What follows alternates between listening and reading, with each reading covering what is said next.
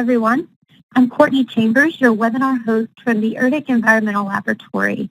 I'm glad you could join us for this Ecosystem Management and Restoration Research Program webinar. Today we're going to learn about the state of the science regarding sediment impacts associated with dam removal. We have Ms. Susan Bailey, who is a research civil engineer at the U.S. Army Engineer Research and Development Center's Environmental Laboratory in Vicksburg, Mississippi. She has over 15 years' experience working with applied engineering and research related to sediments and dredge material management. Her main focus has been on contaminant and sediment transport and modeling to evaluate risk related to dredge material placement and management of contaminated sediment.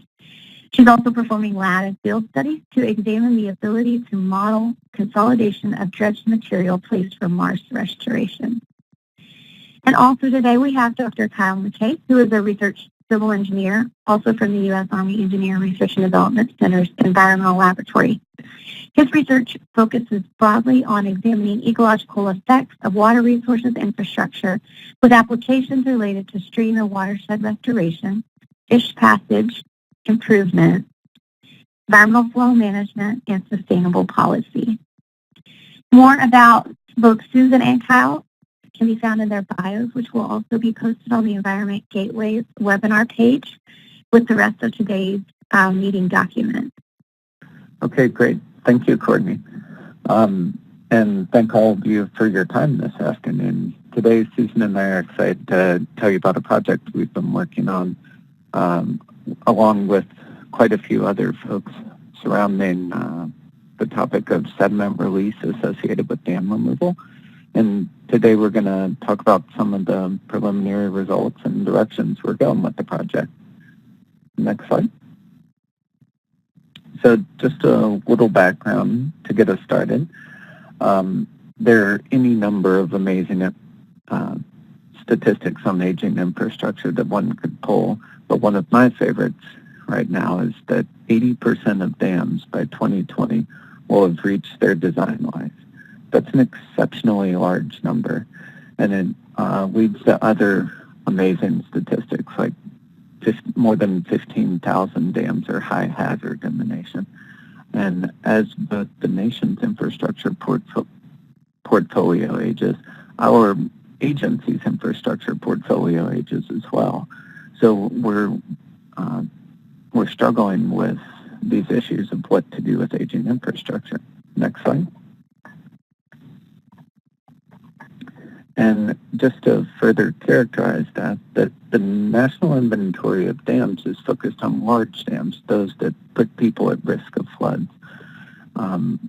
And just to get a feel for how many small dams there may be on the landscape, I've shown here a case study from the Apalachicola-Chattahoochee Flint Basin. And this was done by Amber Ignatius with the EPA. And she went through, and in the national inventory, she found about 1,100 dams. But she went back through the basin and digitized all the little farm ponds, stormwater ponds, all the other structures that could be considered dams.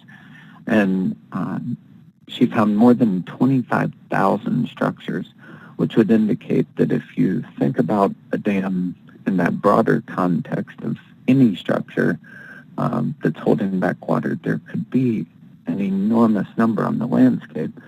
And if we think back to that previous slide of these structures getting older and their condition deteriorating accordingly, that's where this idea of dam removal emerges as a compelling management alternative. Next slide. And as part of this, we see this interest in dam removal from a lot of perspectives. So here I've shown a recent dam removal in the state of Georgia, the White Dam near Athens. And this was an old mill structure that was deeded over to the Warnell School of Forestry and Natural Resources. And the structure was partially breached and had become an attractive nuisance, meaning that the School of Forestry was actively spending money to keep people off of it during the summer and clearing debris around it and things like that. It was no longer serving any other economic purposes. So the school was interested in divesting from the infrastructure, largely due to the liability and expense of it. But then the professors, like Dr. Jay Shelton, shown in the lower left, were interested in using this as an educational opportunity. And the recreational boaters on the river, shown at the bottom, were interested in freeing up the river for kayak access. And then the federal agencies were interested from an ecosystem restoration perspective. And this is just one small example of how we see these colliding interests nationwide around dam removals. Next slide. And because of that, we've seen a lot of dam removals. There have been over 1,200 removals nationwide. But unfortunately, less than 10% of those have any sort of scientific evaluation associated with them.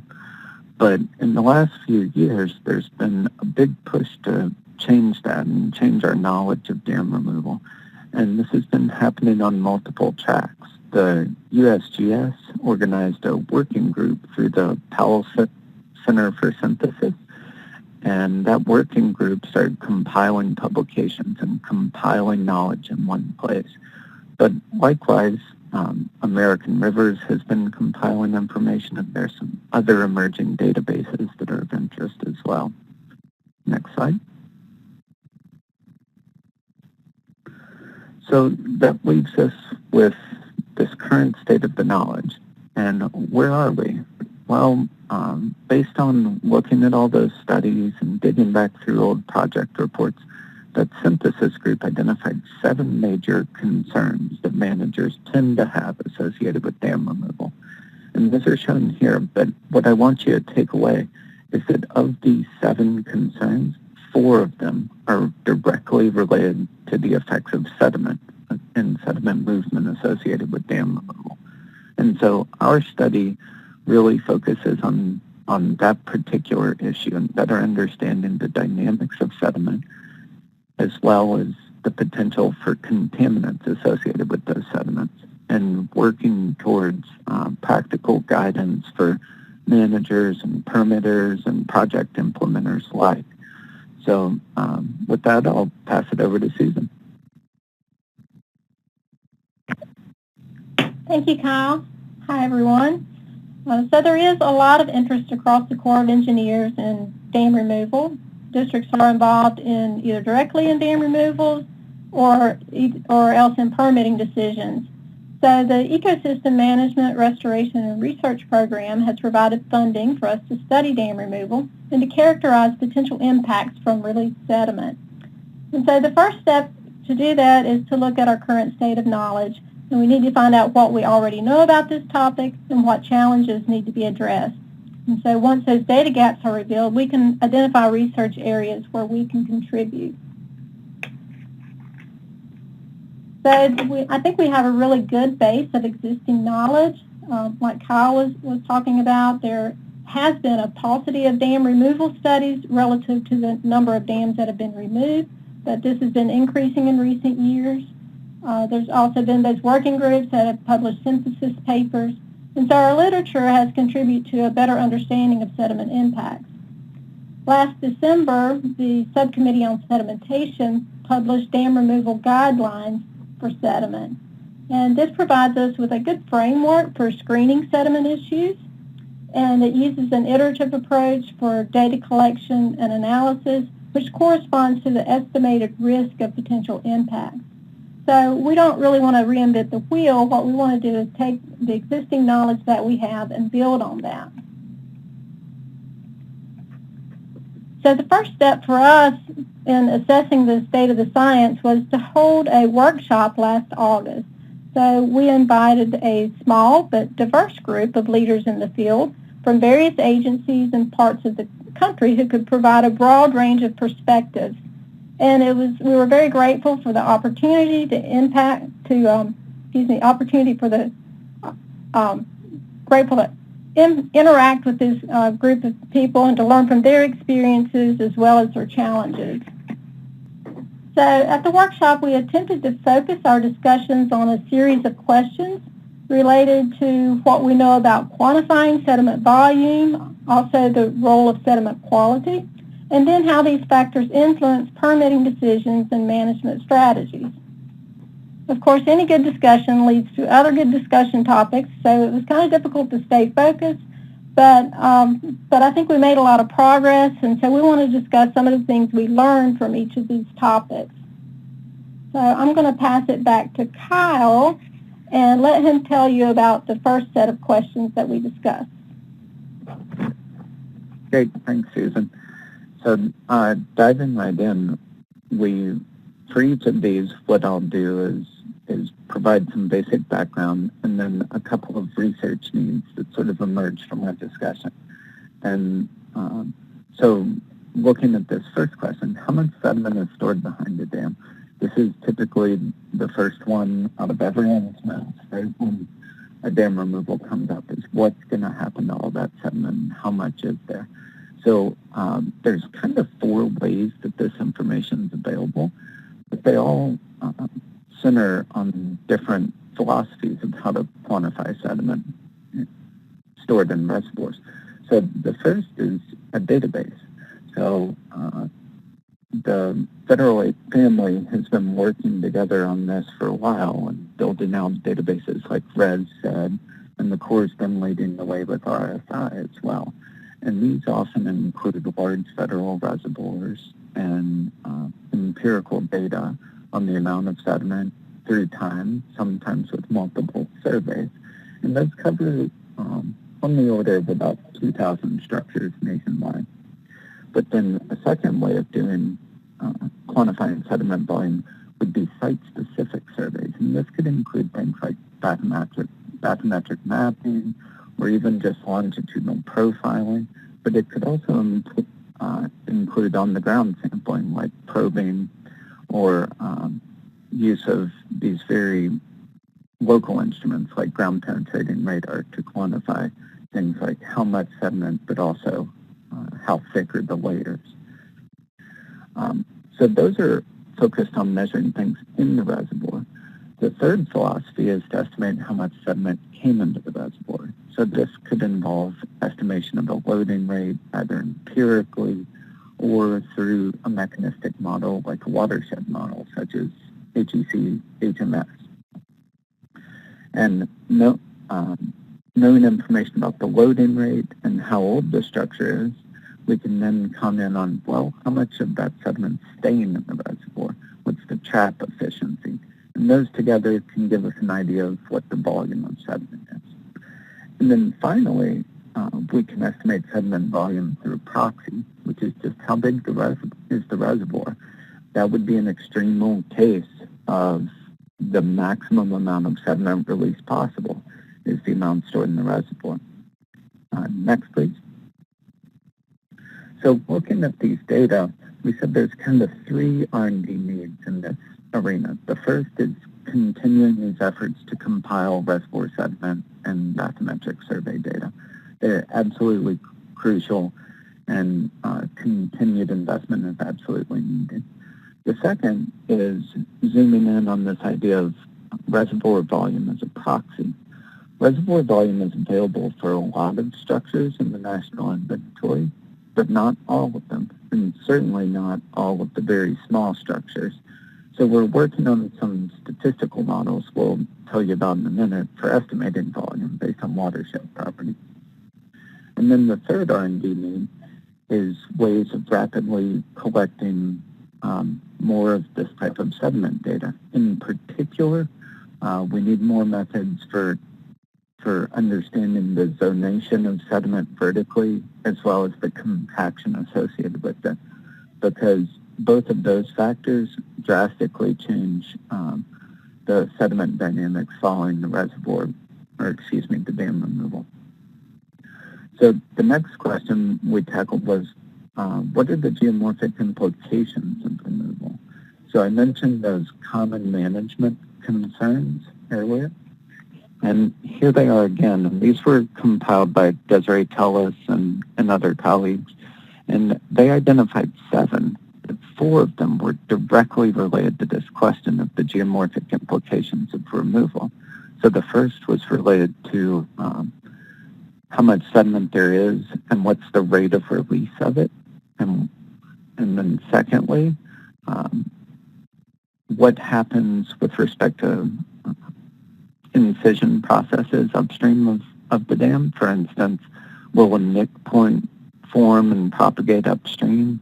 And could that nick point affect upstream infrastructure? For instance, if there was a bridge at the head of the reservoir. Third, what happens to all the sediment downstream? What are those aggradational processes going to be? Where is it going to deposit longitudinally? Is it going to affect, for instance, bed permeability for something like a salmon red? And then finally, what's going to happen with respect to water quality or elevated turbidity? Are we going to go past any ecological or regulatory thresholds? And could we influence, for instance, the downstream water intake? So looking at these general topics, we identified a few R&D needs. But before I talk about that, I wanted to mention that for each of these, there are many families of tools that can be applied to answer these questions. And the tools can be applied in different ways to answer different components of that. But as we look at these tools and look at these guiding questions, we identified 4 areas for future R&D. The first is related to compiling more dam removal case studies and data.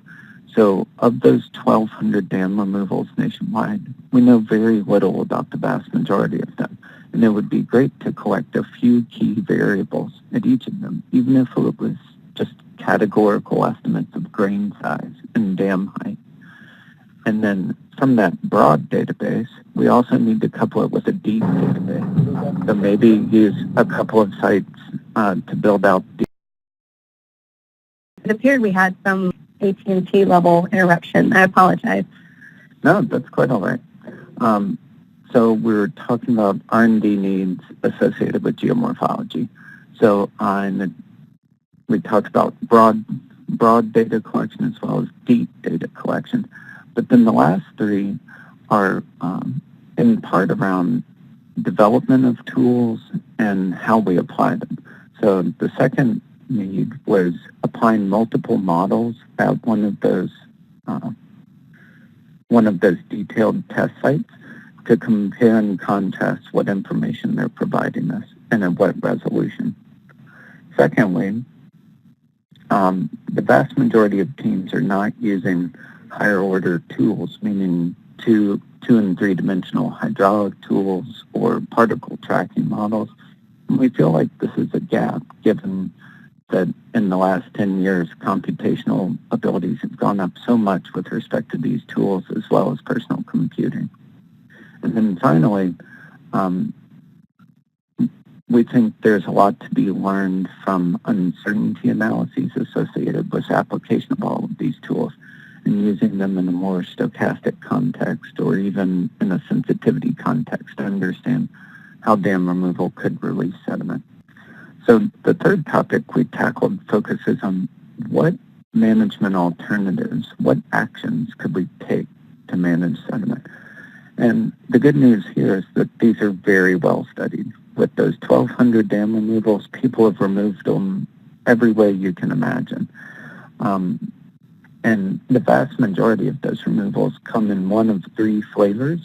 So a single season, or they get called blow and go strategies, where you're basically releasing all the sediment at once and you're removing the structure in a very small amount of time.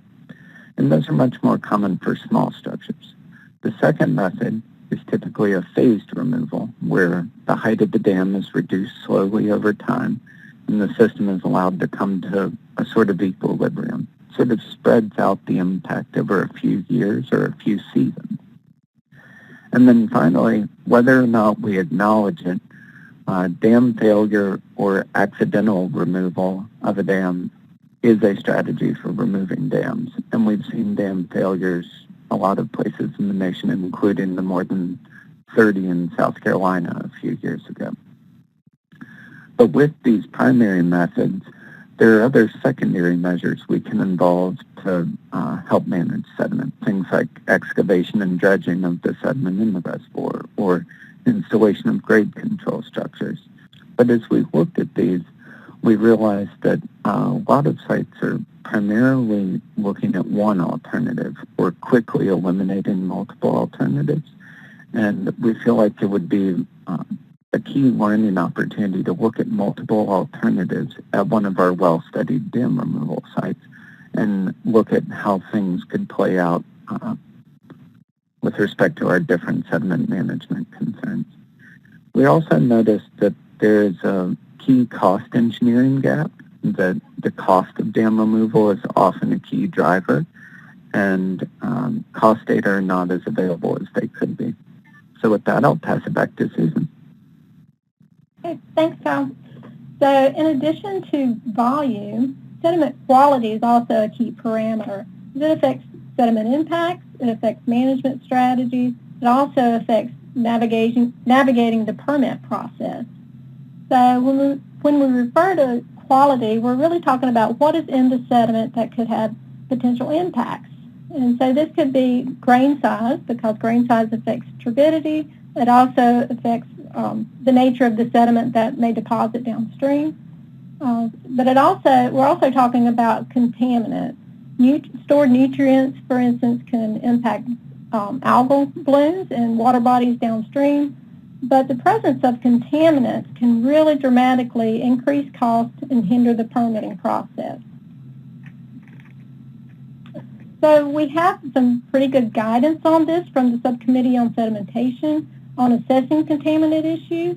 So they have this tiered approach, which they use to conserve resources, that really stresses that the level of investigation of sediment issues should be commensurate with potential risk.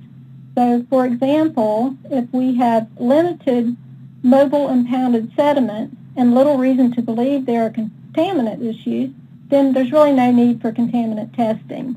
And so we really try to limit our testing to where it's really needed. But if contaminants are concerned, then they provide guidance for planning a strategy for sampling and analysis. If you do have contaminants, however, it's not really clear if they pose a risk.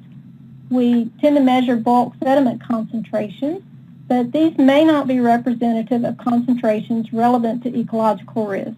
For instance, the concentration may change during the process, as contaminant-laden fines may be stripped from the coarser material during transport and deposition. So we may be dealing with one concentration in the impoundment, but different concentrations after removal. Also, we need to recognize that only a portion of the contaminant concentration is truly bioavailable.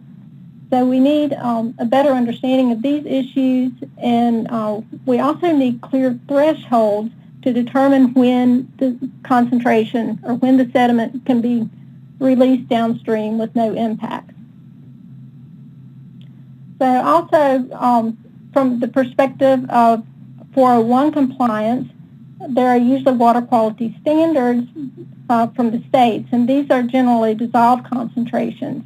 But predicting dissolved concentrations is not necessarily straightforward, but we do have some tools we can use, passive samplers, for instance. We can use equilibrium partitioning principles to calculate dissolved concentrations from bulk sediment concentrations. And we can also use elutriate analysis, which is used in the evaluation of dredge material. We can borrow from that. So for the R&D needs concerning the quality of the sediment, primarily is the need to evaluate appropriate thresholds. So we need to determine what thresholds are both protective of species, but also not overly restrictive. Another potential R&D need is looking at non-traditional contaminants, such as maybe pharmaceuticals or microplastics. We don't know a lot about the impacts of these materials, but also they are becoming more and more ubiquitous, so we may not need to worry about those if they're present both in the impoundment as well as downstream. One of the biggest issues is how to assess ecological impacts. And the first thing is we need to understand what those concerns are. And we have some of those are physical concerns, and we also have contaminant concerns. So the physical concerns would be deposition, which can cause, of course, burial of species that are immobile, or burial of spawning areas, for instance. Also, change of bottom substrate is an issue with deposition. Kyle already talked about turbidity issues. That's certainly a major issue, and there's also contaminant impacts. Some of the factors that influence risk of these, the volume is of course one very large factor. It's been shown that the ratio of stored volume to the average annual sediment load can be very predictive of downstream aggradation. Timing and duration is, of course, of interest. For instance, you may only want to release sediment, or you may not want to release sediment during spawning time. So this can affect your management practices as well. Also, the duration. So how long are species going to be exposed to high concentrations, for instance? Grain size is certainly a factor that affects the overall transport, the carrying capacity of the river. It affects deposition and turbidity, as well as cohesiveness of material that can have, and that's important to material transport. We do have some ways that we can assess ecological impacts. For contaminant issues, we can use bioassays or bioaccumulation studies to determine what's the actual risk of contaminants as opposed to just comparing to thresholds. And also, modeling is certainly an important factor to determine sediment transport, how that sediment's going to deposit, and what will be the resulting turbidity. So Kyle already talked about management options, and we do have a little bit of R&D on that, like Kyle mentioned. We also need information on the long-term success of management options, and I think we will acquire that as we have more and more dam removals and we get some longer-term studies on those. Other R&D needs are standardization of data collection, and this is important when we're trying to scientifically assess the impacts or ecosystem response from dam removal. And it's important that we want to be looking at comparing apples to apples. So if we have some standardization of how we collect that data, we can study that scientifically. And ultimately, we may be in a position where we're weighing impacts, which are usually short-term, with longer-term benefits. And so it's important to be able to quantify those benefits. Evaluation of impacts is required to obtain necessary permits. And so there's different regulatory authorities with varying interests, and a lot of times those interests will overlap. For instance, Section 401 water quality compliance may also be a requirement under Section 404 permit. Of course, we all know that there's lots of inefficiency in the permitting process, and it can cause delays and it can increase costs. So we could really use a more efficient permit process, or at least guidance on navigating that process. One thing that may help with this is the nationwide Permit 53 that was implemented in March 2017, and that applies to low-head dam removal. So it may alleviate some of the permitting challenges for these low-head dams where the risk is much lower. Another regulatory tool that may improve efficiency and is being used at some districts is the Standard Local Operating Procedures for Endangered Species.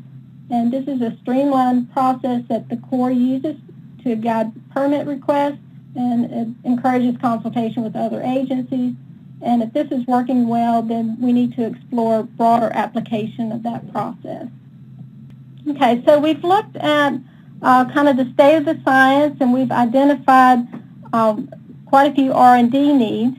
And so based on this, we've looked at two main areas where we felt like we could contribute to the state of the science.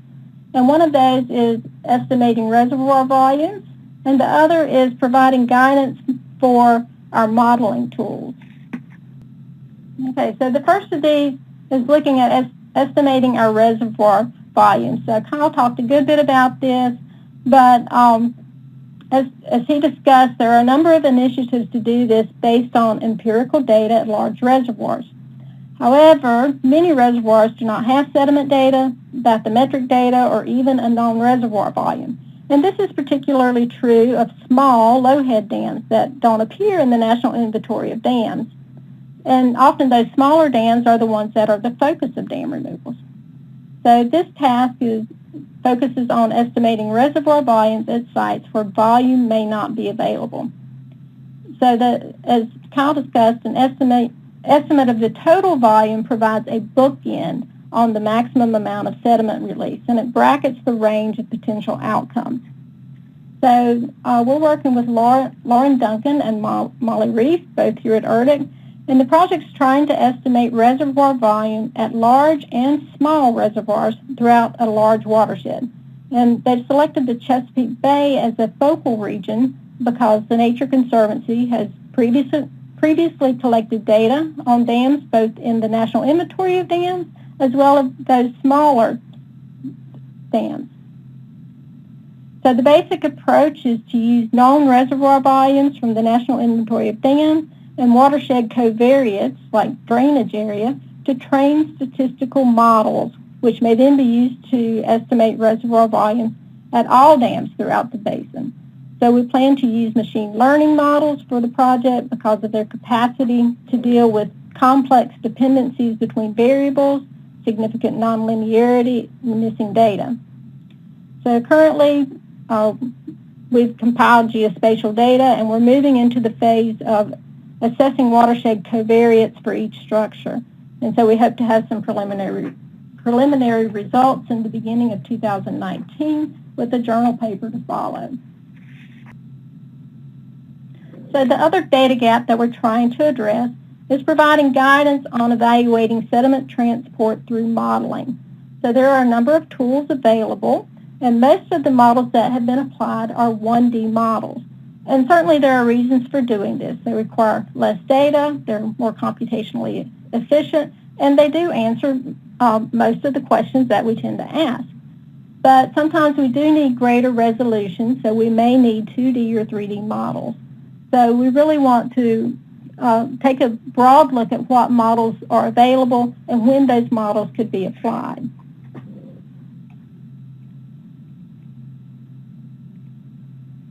So this is certainly not a complete list of models that can be applied to dam removal, but it's just a few of the ones that we're looking at.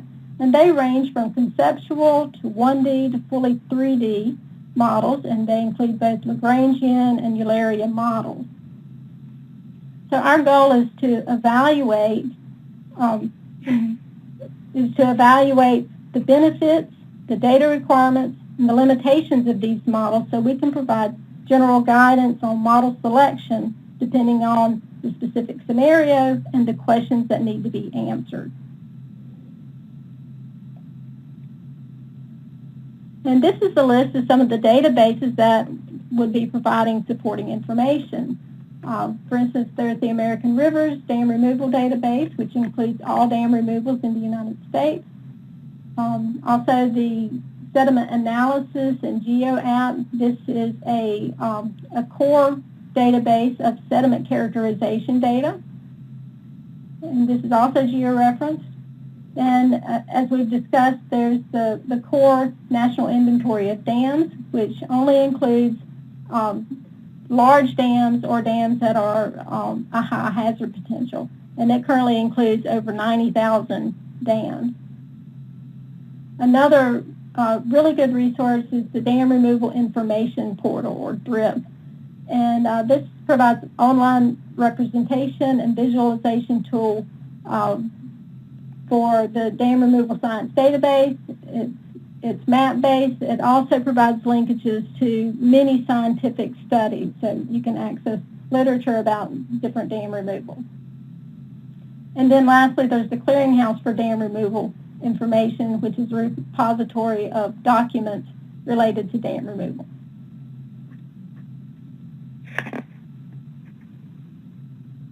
Okay, so we also plan to evaluate a suite of models in a more quantitative manner through application to different case studies. And we've selected 2 case studies so far that we'll be applying a suite of models to. One of these is the Scienc Dam, which is about a 10-foot dam that was removed in 2010. It was primarily sand and gravel with no contaminant issues, so it should be relatively straightforward. On the other hand, we're also looking at Milltown Dam, which is much more complex in the fact that, for one thing, it was a Superfund site, so it does have contaminant issues. It's a little taller. It's a 28-foot dam. It's at the confluence of 2 rivers, which affects the hydrodynamics, and also it's fine-grained sediment. And another complicating factor is that there were management actions prior to dam removal. They removed some sediment and did stabilization.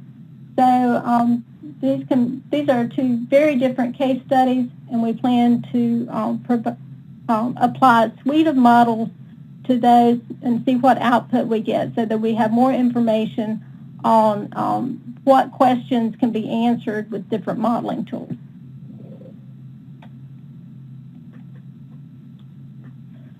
So thanks to all the workshop participants and the wealth of literature, I think we have a better idea of the existing state of knowledge and what we need to work on.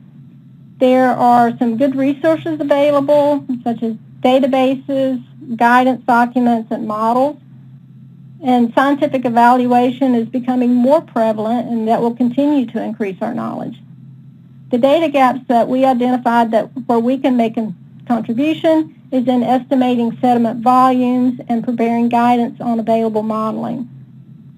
We certainly haven't addressed all topics today regarding dam removal. We've only touched on a few, but I hope you found that interesting, and I appreciate your time today. And with that, we'll take any questions.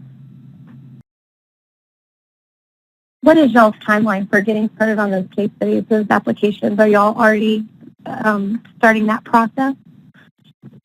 We are starting the process. We've been gathering data on both case studies this year, and next year we will be applying the modeling. We hope to have that complete for the Scienc Dam in FY19 and complete for the Milltown Dam in FY20. Very good, thank you. I received a question through the chat box.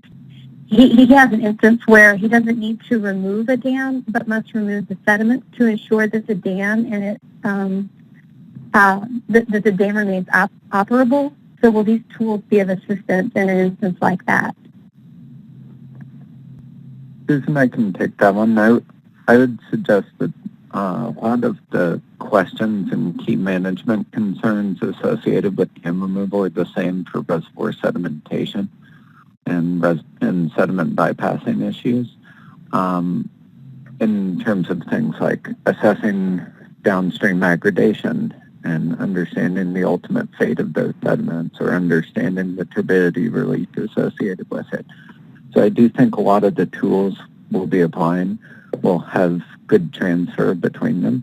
And in fact, a lot of the models were developed in some ways to better address reservoir sedimentation than dam removal. So I think there's good connectivity there. I would encourage you to look up the online book by Greg Morris. It's Morris and Fan, 2009. It is an epic volume on reservoir sedimentation that's unbelievably valuable when tackling those kinds of problems. So good luck. Thank you, Kyle. He followed up and said that was John Martin Reservoir in southeastern Colorado. Would you restate the title of that book one more time? I don't remember the title. The authors are it was by Morris and Fan. I think it's titled Reservoir Sedimentation. I can send a link. Well, okay. If not, I can put that with our meeting documents, and I'd be happy to share it with the broader group. That sounds like an interesting resource. Okay, I did receive another question, or we did in the chat from Larry Smith in SPL.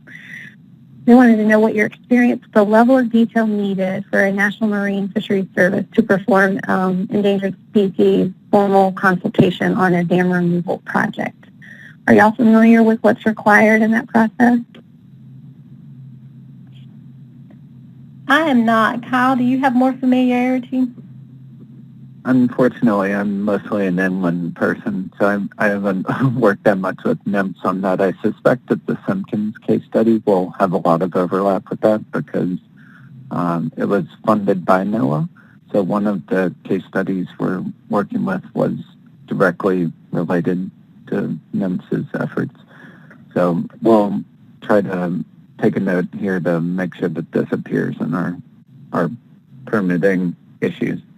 Great, thank you.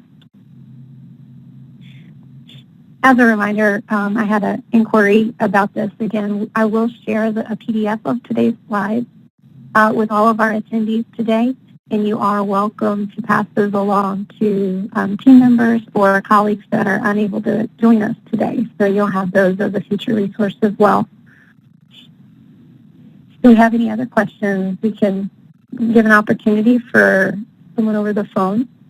Kyle very promptly provided the link to the book recommendation that he suggested by Morris and Stan.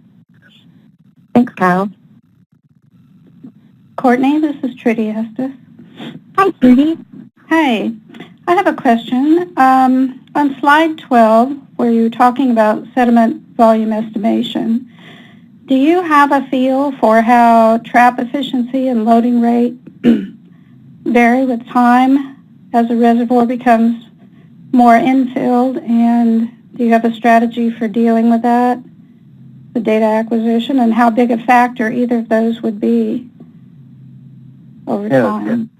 So that's a great question, Judy. I would say the place most folks go to with trap efficiency are some classic empirical studies by Brune and Churchill.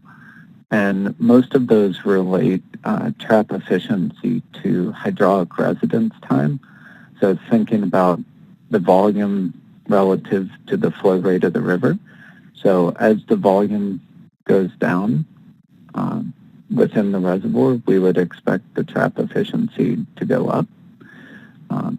So there's some ways of tinkering with that, but I'm not aware personally of any sort of deep case studies of trap efficiency through time at one reservoir.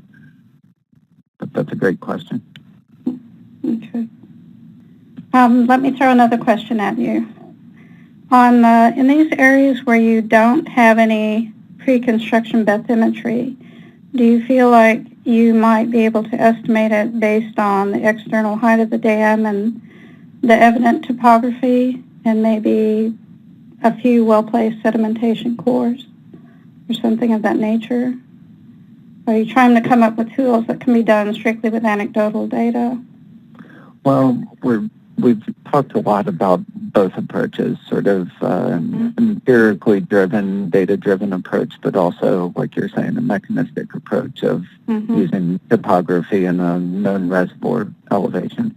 The trick with that is pre-reservoir topography that you actually believe. So, for instance, a lot of these dams are 50, 75 years old, and so the topographic maps might not be what we're used to dealing with in terms of data quality, but for some large structures, that's probably the most appropriate method. It's the small structures where that assumption falls apart.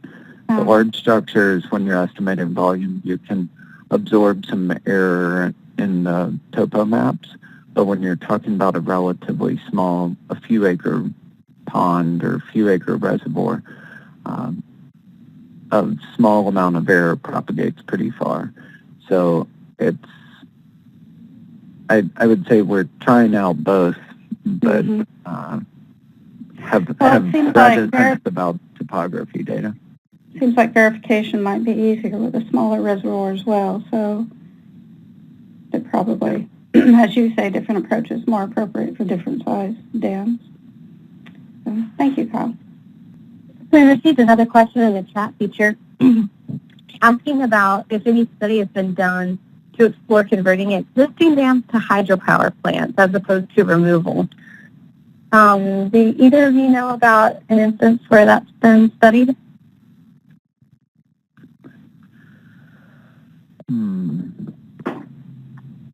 No, I haven't seen that studied. Our focus has mainly been on dam removal, so we haven't really looked at conversion of dams to a higher purpose. Yeah, I haven't seen anything related to that. In fact, a significant number of the dam removals are motivated by the opposite effect, which is an existing hydropower structure goes up for relicensing. And through the FERC process, they realized that they may need to add a fish ladder to stay compliant or something like that. But the cost of the ladder may be more than the cost of removal. So it's often that the hydropower process is what starts the removal process rather than vice versa. I'll have to think about this one. That is interesting, though. Thank you. All right, any other questions? Here we go. Does time affect this calculation? I guess trying to think which calculation specifically he's referring to. What I'm looking for here is as dams and reservoirs are not dredged for years, even decades, and the sediment compacts over time. One of the concerns is that the difficulty in determining how much you've really got. Is it a lot, or is it so waterlogged that you can't that you can only kind of come up with a generalized volume? So I would say that, again, the sort of risk-based approach that Susan mentioned is crucial here. So if you're dealing with, for instance, a 12-foot high mill dam, the risks associated with underestimation of volume may be much smaller than if you're dealing with something like Klein's Canyon Dam, a 60-meter dam, and the associated compaction. So I think a risk-based strategy would be to buy down risk and gather more information as you need it. But I don't have sort of a silver bullet there, except to note that I think a phased approach to analysis would make sense in that context. And if I can add to that, I think it's not necessarily the volume that you're looking for here as so much as it is the mass, and the mass is really what's driving. And just because I come a little more from the dredging world, I want to point out that we do have some methods for looking at consolidation of sediment that could potentially be applied to this issue. So that can help estimate the compaction and the overall mass of sediment that might be in the reservoir. Yeah, we'll still end up using P for plenty. Yeah, this particular dam I'm working with has not been.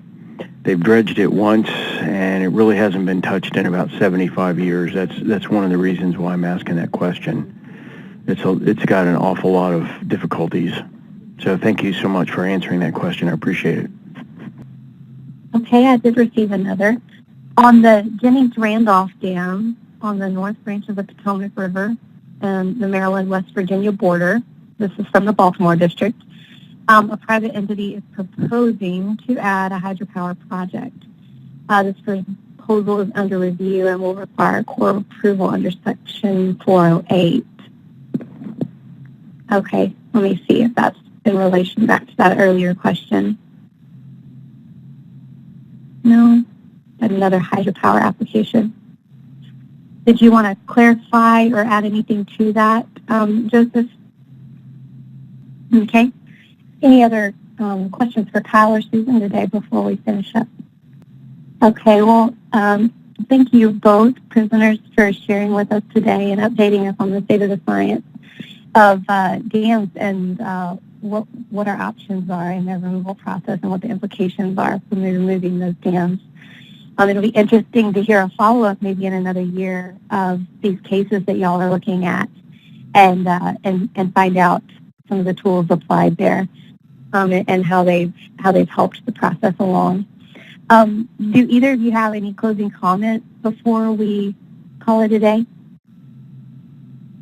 I just want to say thanks to everyone for listening in, and just keep your ear to the ground as we continue to develop some technologies here and see what kind of guidance and tools that we come up with. And our information should be available if you have any thoughts later on or need to contact us. Very good. Thank you, Susan. I'm also going to share a link to the Gateway page where we archive our webinars.